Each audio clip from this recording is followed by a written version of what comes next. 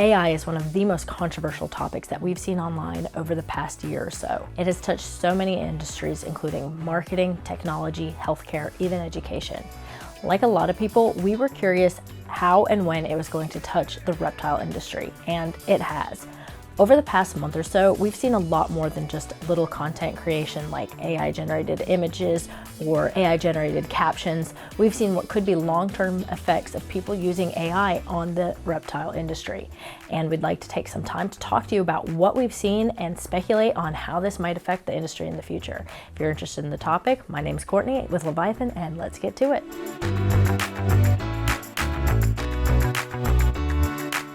One of the most obvious places that we knew we would see AI is in content creation. There are a lot of people who enjoy creating images. I'm guilty of it myself. It can be really fun to generate these images through Bing or ChatGPT, wherever you want to create them. It can be a lot of fun, and sometimes you want to share them with your friends, you want to show them off. So you can tell often that they are AI generated. The snakes have extra tails and maybe they look a little too smooth, maybe they don't look real at all. But people have been posting them and hopefully tagging them as AI so that you know that they're fake, though it is pretty obvious. A slightly more subtle way that people are using it in content creation is to write captions on posts. Sometimes you kind of run out of ideas and you ask ChatGPT, hey, create me a Instagram caption for this picture of a blue-eyed Lucy, and it will spit out a caption. It'll even give you hashtags. I think it is obvious when people do that as well. If they don't tweak it at all, it just seems a little robotic and not super personable. So that's a slightly less obvious way that people are using it. But again, I think once you know what to look for, you can kind of tell. But I've realized that there are a lot more subtle ways that you can use AI to help with content creation. For example, when I was coming up with this video, I thought it would be interesting to ask ChatGPT to give me some ideas for YouTube videos geared towards new ball python breeders. And the results that it gave me were honestly pretty good.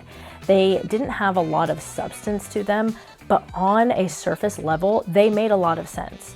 One of my favorites on the list was the top 7 most underrated genes in the hobby. I was curious what the genes that ChatGPT thought were underrated would be, so I asked it to expand on that. And again, it listed out different morphs that I could use, and honestly, some of them were underrated. When I asked it to go on and give me a actual script for YouTube, it lost a lot of its substance. It didn't make a lot of sense. It'd tell me that certain combos would be fire and it would be like red stripe pastel. Like once you got to that level, it is a language model. It doesn't know, it doesn't understand reptile biology. It doesn't understand what people are looking for and what they want to see, but it knows the name of the genes. And if you use ChatGPT to outline start your outline for your video, give you a little bit of brainstorming, give you a little bit of help, you can then take that and make it human, give it the substance that it needs. And that is a way that people who are maybe hitting like a writing block or video block on YouTube might be able to get back into the swing of things. And I don't think it's a bad thing, though. If you use the script that AI gives you, you're not gonna make very good videos. So just be careful on how you're using it. In addition to giving you brainstorming ideas, I think it can also help polish a script that you've come up with. I did put the outline to my video into ChatGPT and asked it to give me a script, and it was pretty good. Then I asked it to give me a script in the voice of Steven from Leviathan Snakes, and all of a sudden Steven turned into a frat boy. So again, it doesn't know Steven. I was curious if it would say, hey friends, Steven with Leviathan Snakes. Unfortunately, it didn't.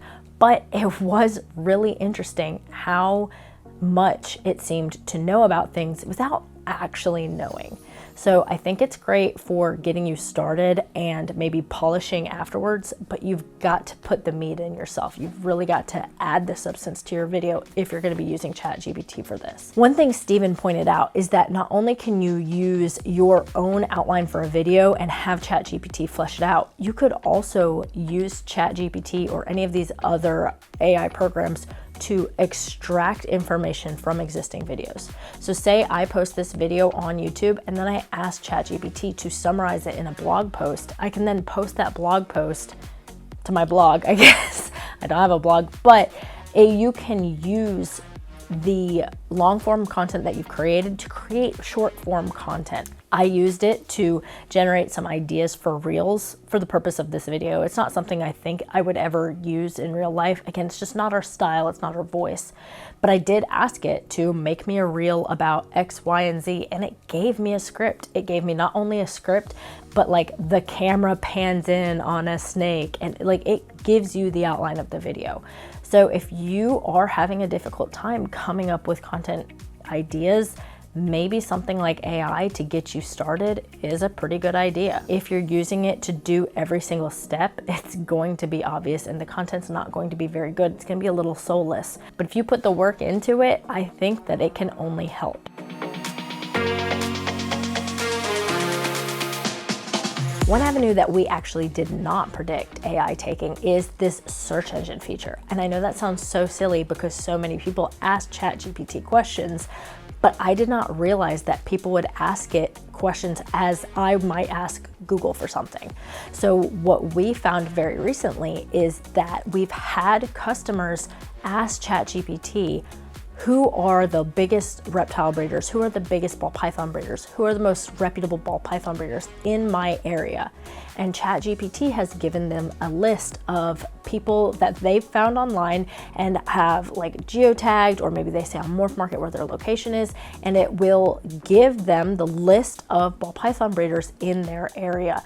And I don't know how it ranks it. Again, like maybe it says most reputable and ChatGPT just looks at the Morph Market and starts spitting them out. Maybe you say in your bio, I'm the best reptile breeder in South Carolina. So ChatGPT believes you and they stick you at the top of the list.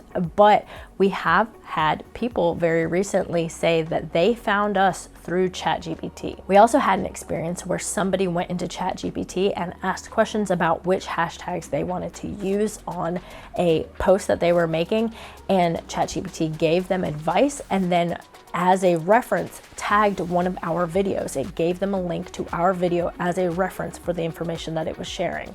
So those are two different ways that ChatGPT acted as a search engine and provided our information to what turned to be actual customers for us. Honestly, I'm surprised we didn't see it going that way, because it is very obvious when you think about it that ChatGPT or AI is going to be used as a search engine. But it was really interesting because we hadn't thought about it very much when our customers told us about it and when they shared that happened to them. Since then, I've asked it a couple questions to see what pops up. I do think it is really interesting that a lot of times the answer is different if you ask it on different days.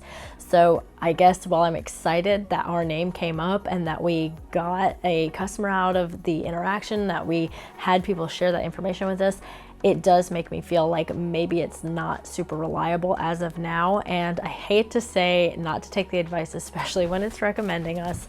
But again, always take the stuff that you get from AI with a grain of salt. Do more research than just asking AI.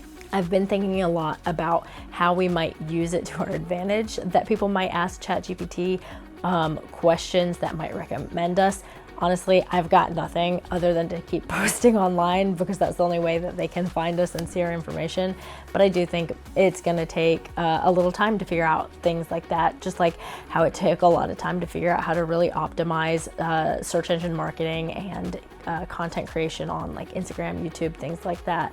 So it's an interesting thing. I don't really know where to go with it yet, but I thought we would share that it's happening because, again, it's something new and it's something that people can start thinking about.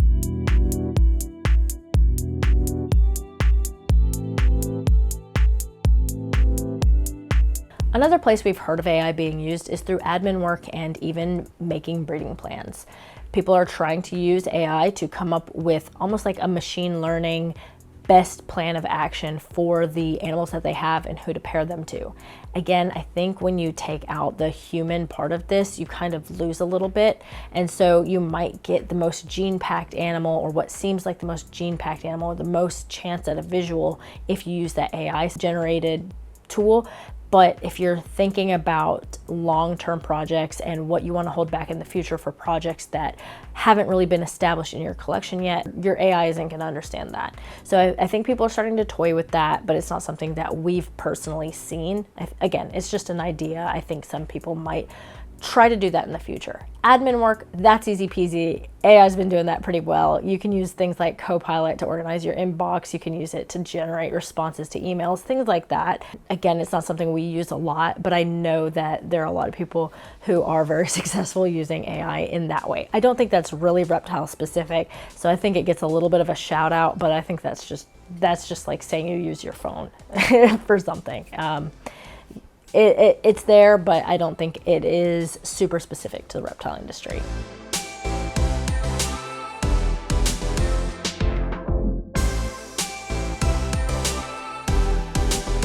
There are a lot of avenues where I think AI can be a problem, particularly in scamming and giving misinformation. A lot of people rely very heavily on online programs like search engines, and when they view AI as a search engine, they start to think that it is giving them the truth no matter what.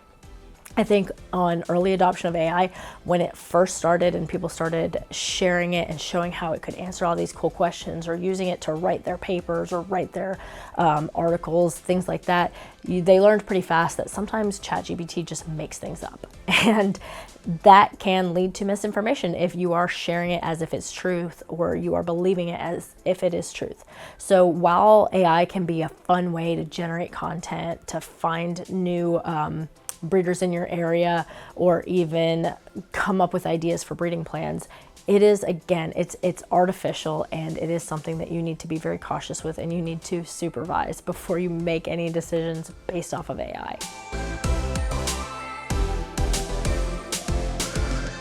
So what are the ways that you've seen AI in the industry? Are there different things, more of the same? We'd love to hear about it in the comments. If you enjoyed the video, go ahead and like, subscribe to the channel, and we will see you guys next week. Bye-bye.